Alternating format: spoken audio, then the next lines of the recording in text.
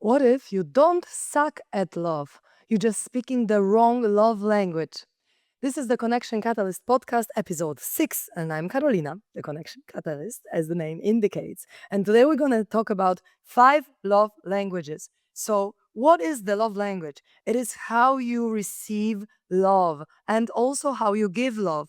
Because the love language that you have, there is one primary and one secondary, is a reflection of your childhood experiences and something that you didn't get, but also it is something that you like giving, because automatically people will give you the love that they want to receive. There are 5 main love languages: quality time, physical touch, words of affirmation, acts of service, and gifts or material things. And I will explain each one of them in a moment, but first I want to say where these love languages come from. So, for instance, my primary love language is quality time, and secondary is physical touch. Why? Because if I look at my childhood, the caregiver that I really wanted love from and I couldn't get is my father, because he left my family when I was around 2.5 years old. That means that I tried to get love from him, but I couldn't. And he didn't spend time with me and he didn't touch me. Also, he didn't really give me words of affirmation, but mostly I was craving the love with him by spending time with him so that we can, do something together and so on. And so now in my relationships, I feel the most loved when people spend time with me and touch me. And I also feel unloved if they don't. Because with the love languages, this is the thing. You feel loved when you get your love language, but you also feel unloved if you do not get your love language. So, in a way, when people don't spend time with me, my subconscious mind thinks that they don't love me, which might completely be not true. But because I receive the love the most in this way, if they, for example, tell me words of affirmation, I don't feel as loved as if they just hung out with me, went on a trip, or I don't know, just went to for a long walk in nature or something like that. Therefore, in order to see where your love language came from, you can sit down, feel into, okay, which caregiver in childhood I really craved love from, then see what I didn't get from them, and then see if now in adulthood you want to meet these needs with people that are around you, your best friends, your family members, your partner, of course, because this is the primary person that we want our needs to be met from. So, this is how you can see the root of your love language. And now let's go into the description of each. So, first is quality time. What does it mean? It means that people like me who have this as their primary love language really like to hang, really like to be together. And here, the presence is the key. Because if you just hang out, but you're on your phone the whole time, we don't feel that you're there. We don't feel loved. So we really need you to be there, really with us when we spend time together.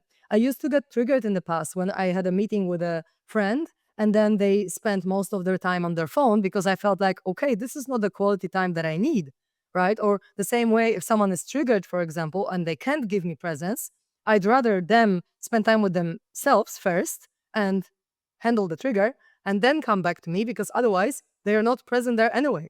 And it stems from my wound of abandonment in childhood from my father. That's why now I really love hanging out, and my friends and family give me love in the way where, for example, they came to visit me in Thailand right now. And I'm just loving it because this is my love language, when we can go snorkel together or, go to the hills for a hike or whatever. So quality time means real quality when you're there, you're present, and you do some cool stuff together. It could be going out for dinner. It could be spending time in nature. It could be going on some other sports adventure or anything like that. But as I said, I also feel unloved if people don't make time for me. If, for example, I travel and my best friends don't talk to me on the phone for a while, because talking on the phone is also time given to me, then I feel like they don't love me. I mean, not anymore because I've reprogrammed a lot of it, but I used to feel like they don't love me anymore because they don't speak to me, right? The second love language is the physical touch. This is very self explanatory, right? So, you like hugs in the morning when you wake up with your partner. You like kisses throughout the day. You like to have sex every day or twice a day or however much. I found actually that I have had the most sex with the men that had the physical touch as their primary love language, right? Because this is very important to just feel someone's body. Because these people in childhood were not touched by their caregivers or by one of them that they really wanted to gain love from. So, if you're with this kind of person, make sure that you touch them daily, because if you don't touch them, they will feel unloved. Third love language is words of affirmation. So you want to say with words how amazing this person is. And I remember when I used to be with my ex partner, he actually cried sometimes when I was just present with him, looking into his eyes and saying what I appreciate about him. Sometimes it literally made him cry so much because, in his case, he was compared to his older brother his whole childhood. So his older brother was always praised and the best, and he wasn't that much. So when I spoke words that made him feel like he is the best in a way, or the best for me, he literally cried. So these people really need your words, but also are very hurt by words. So if you're an emotional based person, for example, Enneagram 234, in my previous episodes, I talked about Enneagram typology of personality, so you can check it out.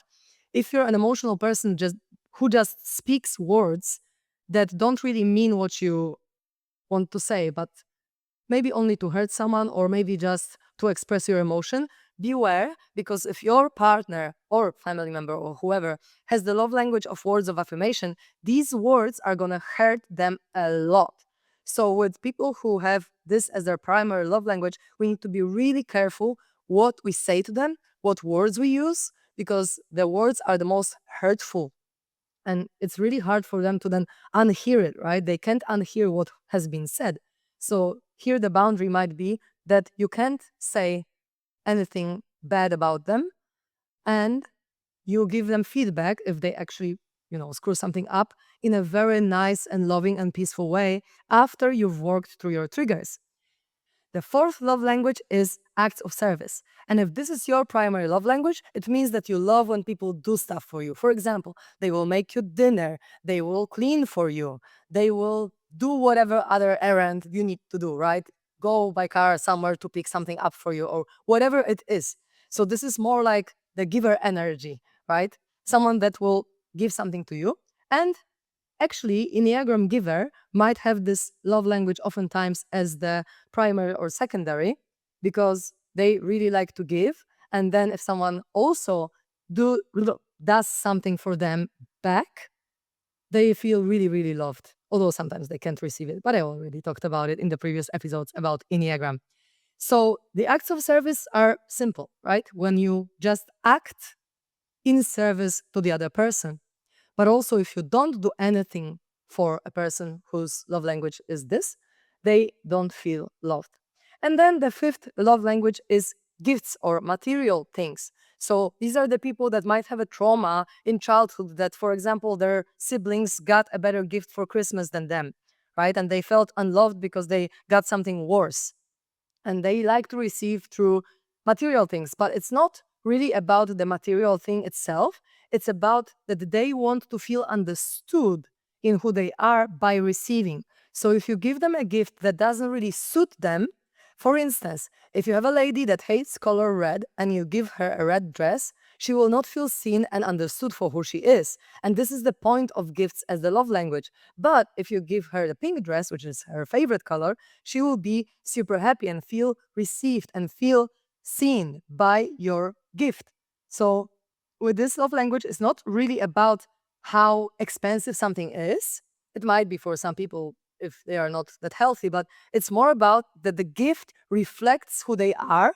So they feel that you see them and you understand them and you listen to them when you give them the material things that they, for example, requested or that they really like. And I feel like I actually have all of languages because I love when people give me something that I like. And even the last guy that I was dating, when he bought me my favorite chocolate spread here in Thailand, I was so over the roof because I didn't even mention to him that I like it. I mentioned it to my brother and he just listened and he paid attention and got it for me the next day. And I felt so loved because I felt so received by him in what I'm saying, right? So that means that he's present with me. That means that he's attuned to me. He listens and then he acts on it. So I just want to avoid here judgment against people whose love language is gifts, because it's not really about the material gain.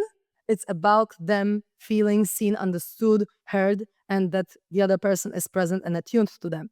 Because it's easy to judge people who have it as their main love language as materialistic or something like that. But it's not like that. It's the same as with any other love language. It's just a result of childhood programming, childhood trauma in some way, and now it plays out in this specific way. So these are the 5 main love languages. And remember, if you want to have great connection with your partner, with your family members, with your best friends, discover their love language and learn how to speak their language. So if your love language is quality time and your mother's language is acts of service, remember to sometimes wash the dishes for her or make her a meal or do whatever for her, and also ask her to spend time with you, right?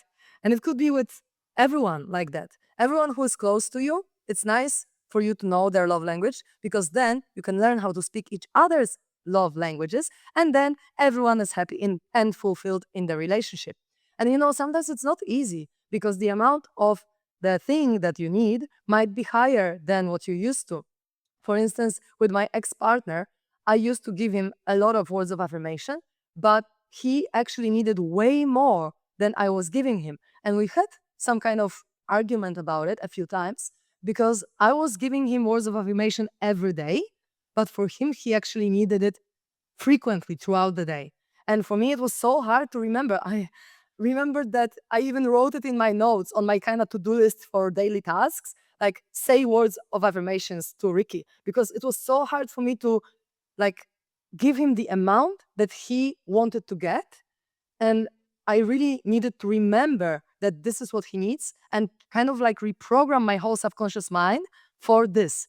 So it's easier, of course, if you match with love languages with the other person already. If I meet someone whose main love language is quality time and secondary physical touch, it's so much easier. But if you're with someone whose love language is completely different than yours, you need to learn how to give to them as much as they need to feel fulfilled in a relationship with you. So this is it for today. Thank you so much for listening. If you're interested to get to know me more, you can go to my website, karolinakuraj.com, KarolinaKuraj.com. Thank you so much, and see you in the next episode.